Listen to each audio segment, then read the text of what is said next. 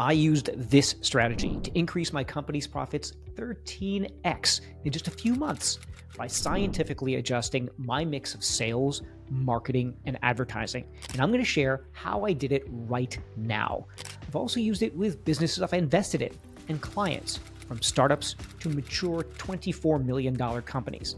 And in this video, I'm going to share with you the strategy, show you how I did it, and give you the checklists and the flowcharts so you can do the same thing. But before I share it with you, just give me 40 seconds to explain how I created a process to scale profit. And then for the rest of the video, I'll screen share and give you all the tools and how to use them. As usual, if you want free access to everything you see in this video, just click on the links below. Now, if you don't know me, my name is Raj Jha. I founded 5 companies, took a company public, and personally negotiated over $440 million in sales deals. But the thing that took me from my profits being stuck to scale is when I stopped focusing on hacks and on tactics, and I used a process I call scientific entrepreneurship to take the guesswork out of everything. I shared this video with over 1,000 entrepreneurs in my CEO Workbench community, and today I'm going to give you a part of that system for free.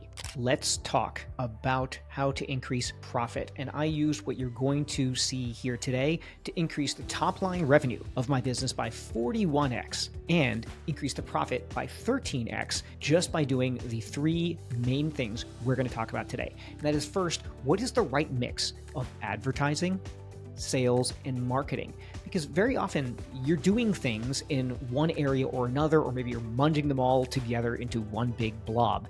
But ultimately, the investment in each one of them is different, and you need to focus on different parts of the entire funnel of customer acquisition at different times. So if you don't know how to do that, or where to focus based on the amount of customers that you have now, or your lead flow right now, and how much you're charging, you're going to get in trouble because you're going to be investing in the wrong places, and that's going to stall your growth and stall your profitability. Second of all, we know what to focus on when. That is absolutely critical. As the company grows, there are going to be different areas you can focus on, and you can't really invest in everything all at once if you're like most self-funded startups. So this is really important. And as the company grows, and maybe you've got a little more resource to do a few things, you can't do it all at once. And if you did do it all at once, you'd have a problem.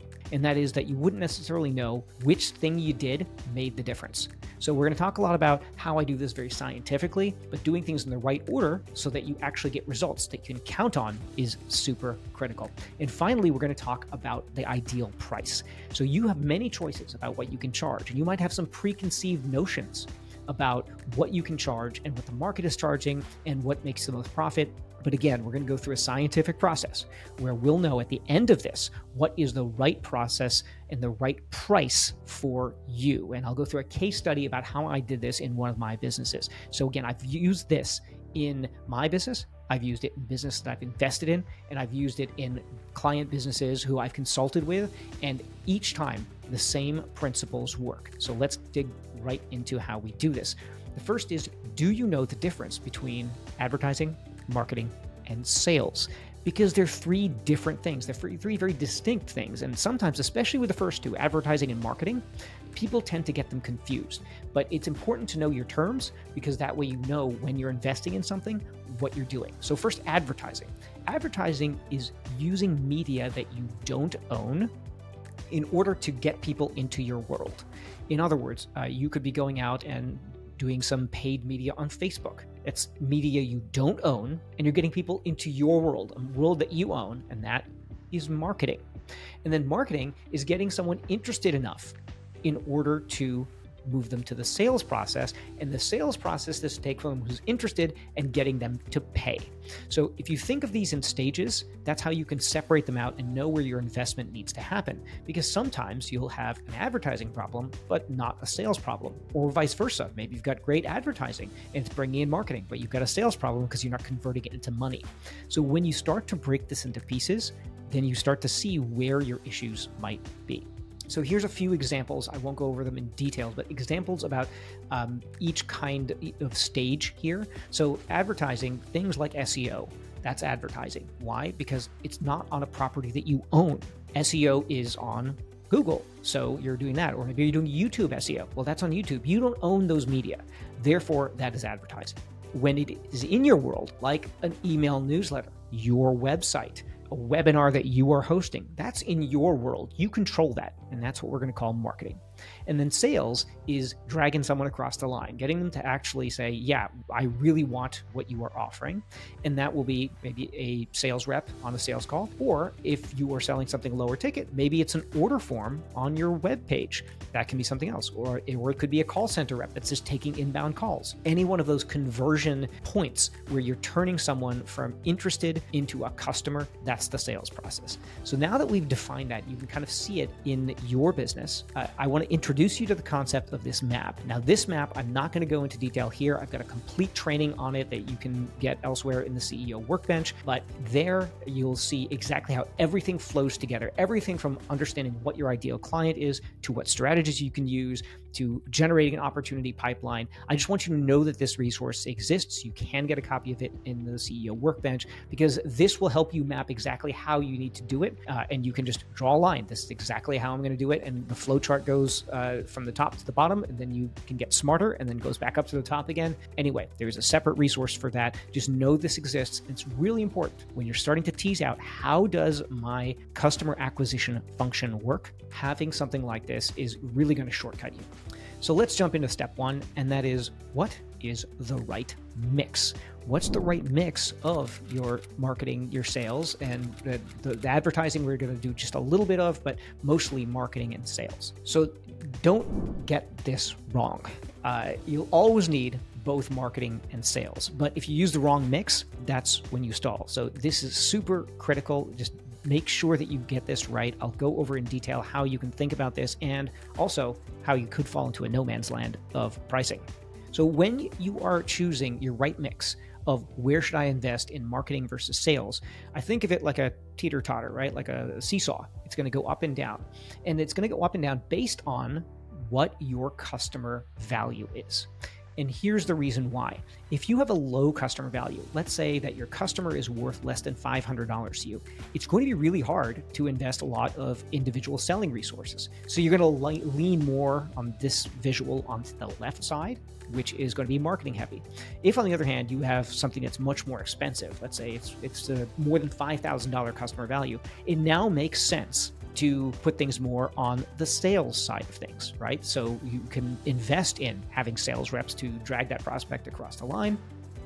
And also, that prospect is going to have questions. So you see that there's a tension here between how much your customer is worth and how much you can invest and probably need to invest in order to get that customer to convert.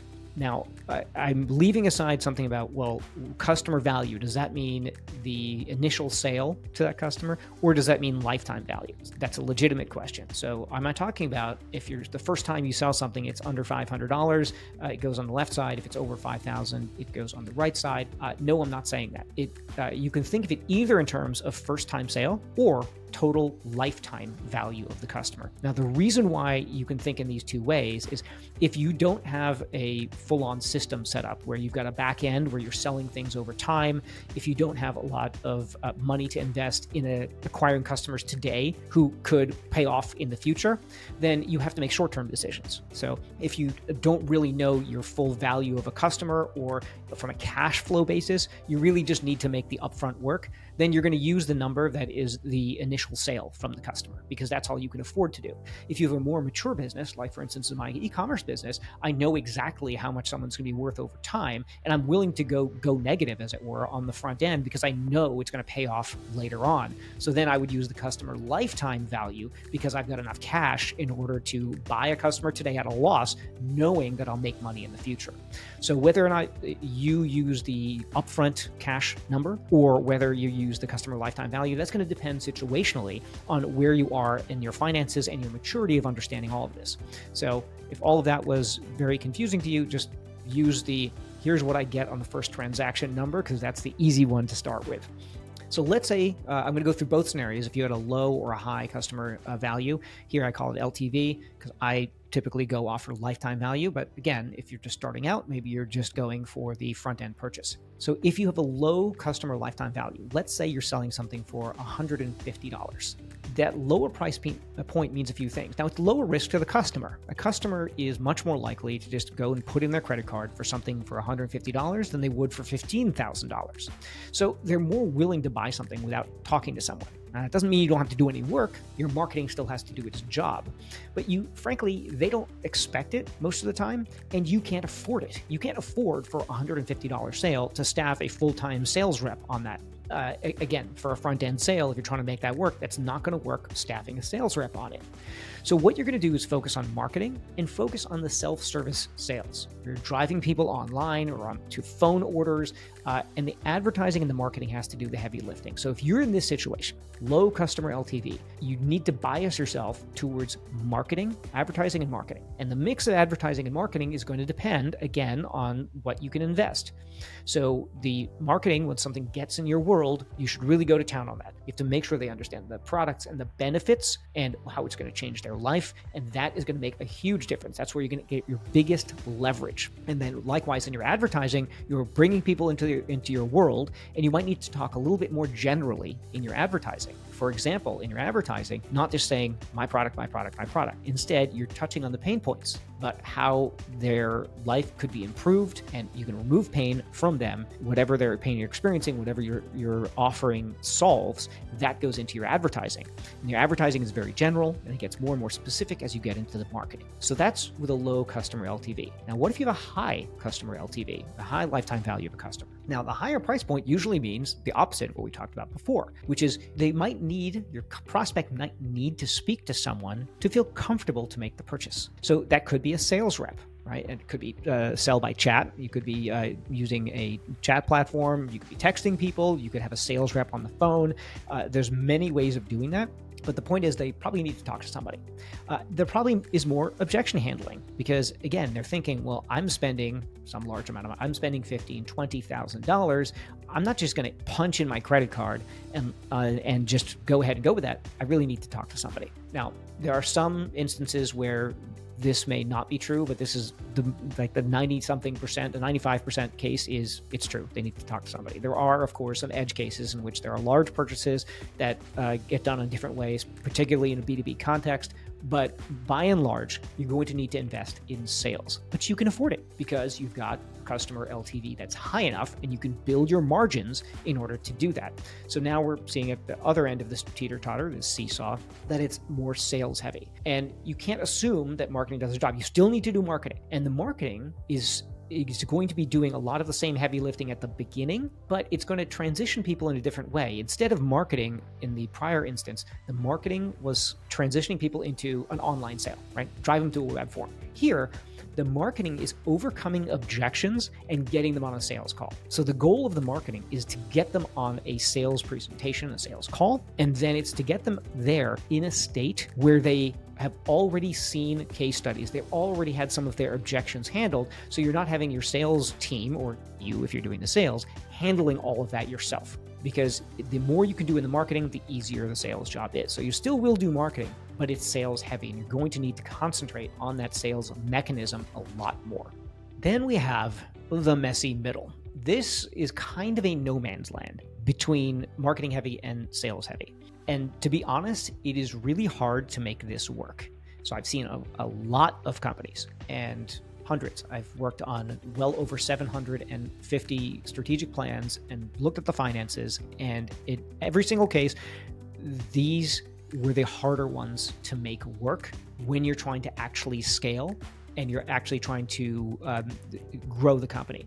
Because this customer value range is messy, right? It's harder to invest in salespeople as you're on the left side here, right? So sub $1,000, it's still hard to invest in a salesperson. And as it gets higher, it's easier to invest in a salesperson, but you can't necessarily get the same margins.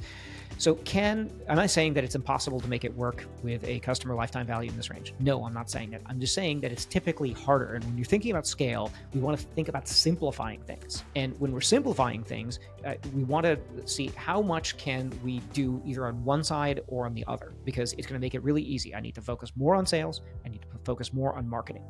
So, can you sell something for $2,000 just on a credit card sale? Yeah, sure you could. And maybe you're going to rely on more one-to-many marketing. So you might be doing webinars and things like that. But as you nudge higher and higher in a 3,000, 4,000, all of a sudden that's not working anymore. But let's say you're selling for 3,000 and now you want to have, you kind of feel like, ooh, it's getting less efficient. Now I need to have some sales activity. Well, maybe if you're just a solo founder, you can do it because you're not really charging for your time. It's kind of like you doing it. But then at some point, you can't be doing that for $3,000 sales. You have to have someone else doing it for you. Now you need to pay a sales rep. All of a sudden, your math breaks. So this is why we call it the messy middle. And it's why later on in this discussion, we're going to talk about pricing and how to increase prices, because you can leapfrog over this. So what you'll see in my case study, how I did it in my business, I started out on the left side here, and then I quickly hopped through the middle to get across to the other side to get to the 5,000 plus zone, and then went on from there. And those are initial purchase numbers, but that's how I did it. But just know that there's a messy middle here. And if what you are charging is landing up in here, this may be one of the reasons why it's hard for you to grow. Now, it could also be that you're not focusing on the right thing. We'll get to that in a moment. But this might be one of the reasons why, and you might need to think about, okay, do I need to move, I always advise, to the right and increase my customer value, whether that's charging more or that is decreasing the churn for recurring products. But the more you go to the right, the easier it is. So the next question is, okay, now I understand what I charge is going to indicate what do I need to focus on more, marketing or sales. But how do I do this the fastest way? What's the fastest path to money? Because, of course, you don't want to spend all the time knowing that, okay, well, I could do this and that's for the long term the right thing to do. But like, I want to make more money now, right? I want to accelerate my revenue, my profits now so that I can compound that. Because that's the next question. Like, what's the fastest way to do it so I can compound quicker? So the first thing to do is know your DNA. I have found that typically people fit into one of two buckets. They're more sales driven, they got sales DNA, or they get marketing DNA. Now, I personally have more of a marketing DNA, but I sold my business to somebody who has sales DNA. So that was a very interesting study, and I saw this. What it showed me is that there are companies where they keep on doing something to optimize where it might not be the right thing. So for instance, if you have sales DNA, you love like finding new scripts for sales, or you're really interested in, okay, well, how do I do better on my sales? And that's kind of where your brain goes. You probably have a sales DNA. If on the other hand, you're like, ooh, new campaign, I'd love to like spin up this new holiday campaign. I'd love to work my email marketing. That's kind of more where your brain goes when you are thinking about customer acquisition. That's what you're going to keep on doing. But what if that's not the thing you need to do now? So first of all, think about what your DNA is. Or if you've got a larger organization, what's the DNA of your organization? Is it a marketing-driven culture or a sales-driven culture? And they're two rather different things. So what is the fastest path to money? As I said, it might not be what you are naturally tending towards. So unless you're very intentional about this and think about this and put it in a plan that you're going to work, you might end up reverting to the thing that is not going to drive you the fastest.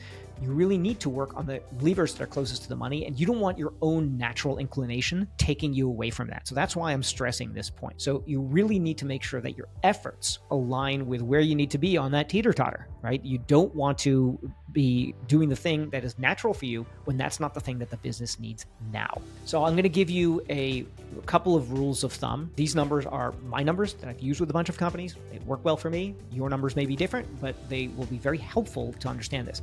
If you have a high customer value, so let's say you're selling things $5,000 or more is your customer value.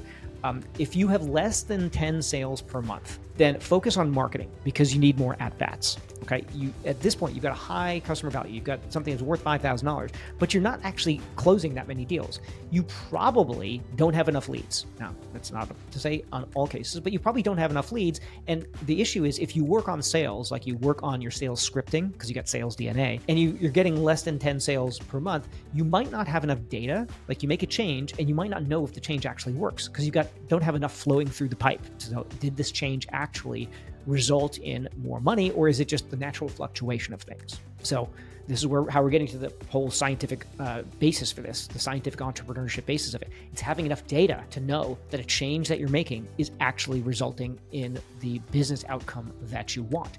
So if you have less than 10 sales per month, I suggest focusing on marketing to get more at-bats. And as that number gets to 10 sales per month, okay, now I've got 10 sales per month. Now I can start working on my sales closing technique, etc. If you have over 30 sales per month, you should focus on sales. You now have enough data, and then you can really optimize that then before going back and doing some of the marketing stuff. So again, it's a rule of thumb. I'm not dictating that this is always going to be the thing that you need to do, but I will say that this has served me pretty well. But what if you have low customer value? What if you're selling something for $200? If you've got less than 100 sales per month, you focus on marketing. So you see that it's the same thing. It's a less than and a greater than, right? It's less than 100 sales per month. You need to focus on marketing. You just don't have enough information going through the pipe.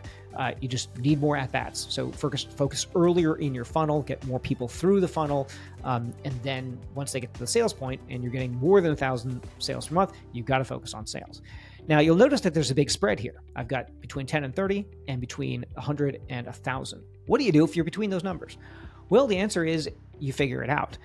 You might have something that looks like a big problem right now, but again, these are rules of thumb. So just to give you guidance, because I find a lot of startups, let's say you're a startup in e-com, and then you've got under 100 sales per month, and you're tweaking your checkout page. Well, the fact is that you've got very few people going to your checkout page. I don't know that you're going to get that data versus let's work on marketing. Let's get more people back to the site. Let's use some retargeting. Let's get your email list set up. All those other things aren't done, and you're fiddling around with the checkout page when the fastest path to money is actually getting more people to that checkout page. Conversely, high customer value.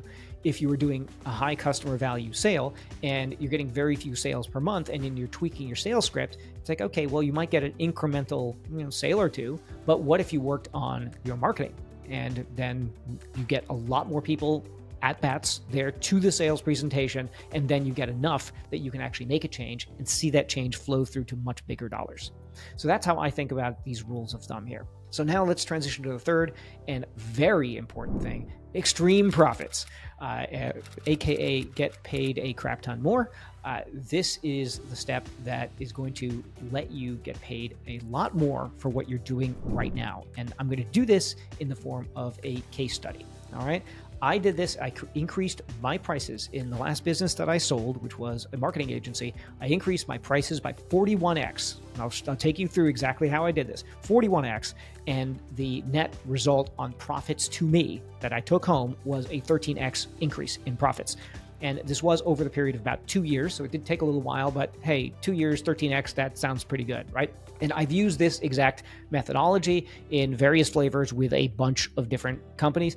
And in each time, it's had a really big result. Sometimes, I'll be honest, not as big as the result that I got, but it has generally at least doubled the profits that a company was able to do by following this process strictly. So I'm going to start with a case study of me doing it wrong, which was how I started my marketing agency. What I did is I found another business that was kind of similar to the business that I wanted to start.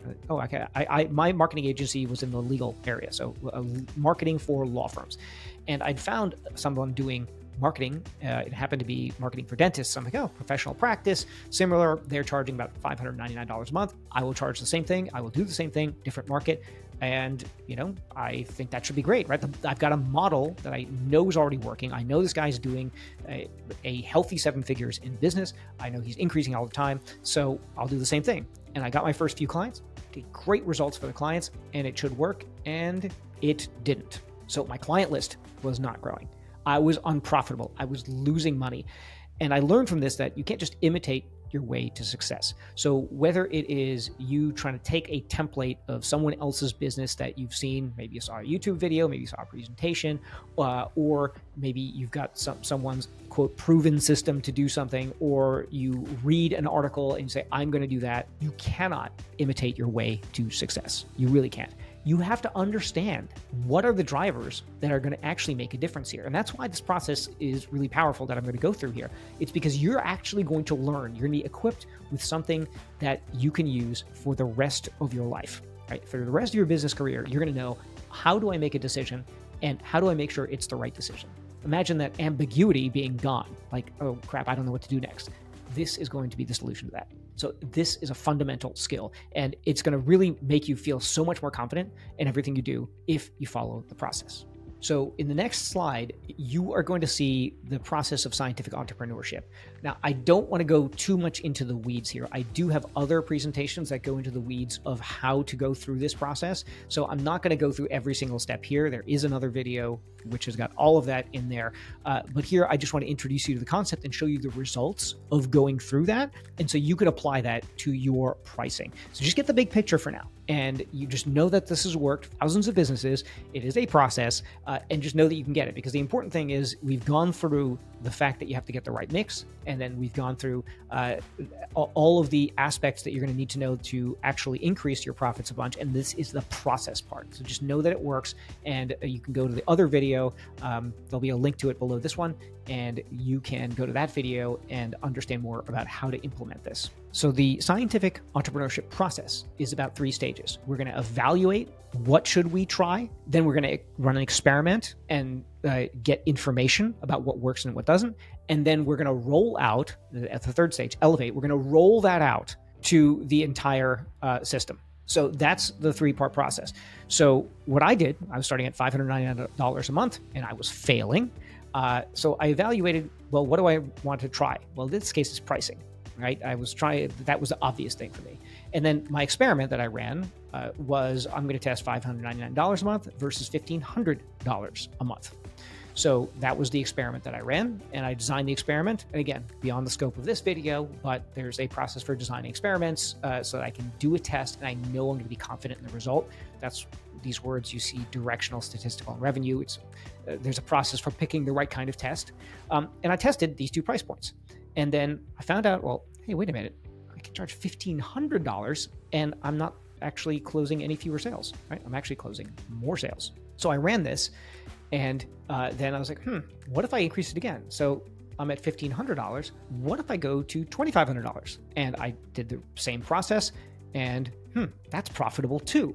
Now, at this point, at $2,500, I had to go back, and there was a next step. It's like, well, I can't be doing the same thing at $599 that I was doing at $599 and be doing that at $2,500. I do have to change the deliverable a little bit. So I ran another test on what is that deliverable that it needs to be, what's going to make the customer really think that's very valuable. So I did that test there, but then it's like, okay, well, my margins are still increasing because there's a huge difference between $599 and $2,500. I could invest in better people to deliver a better product.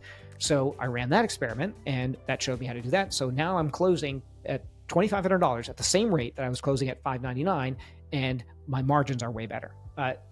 But I was like, it's getting hard to close the same kinds of clients, because these little tiny mom and pop law firms that I was selling to, I could sell them at $599, but it was getting resistance at $2,500. What if I changed the client size and the client quality? What if I sell to bigger law firms, to $5 million law firms? So I did other kinds of tests. Again, there's an experiment, there's a process for this, different video, but I run directional, statistical, revenue tests on different customer segments, looked at the retention of all of those, looked at the customer satisfaction, and then output of that was ideal customer profile, okay, and a new delivery process.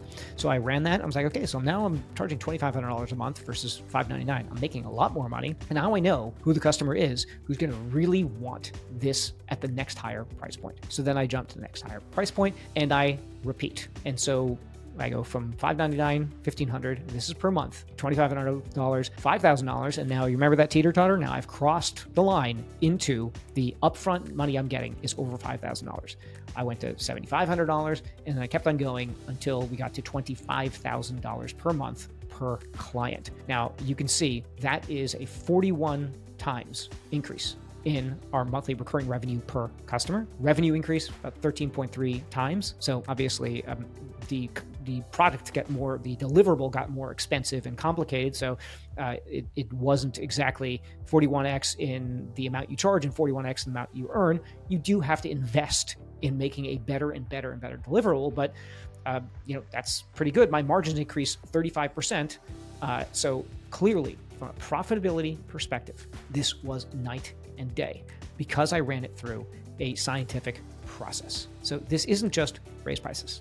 If you just raise prices, you are flying blind. Now, we sometimes hate to think about, science in high school, where they made us put together, okay, well, here's our hypothesis, and we're going to write it down, and things like that. Now, I've simplified all of that in how I do scientific entrepreneurship, but it is interesting to see that a lot of those principles that we all forgot about in high school, actually, we can apply in a business context to get confidence and certainty. We get certainty that the result that we're going to have from raising prices isn't just a guess. It's actually going to result in a benefit to the company. And I can do it again and again. As you saw, I increased it over time. This is why it took a couple years to do this, but I'll take 2 years of doing this in order to get 13 in a little bit times revenue and really comfortable margins. So this is how you test your way to success.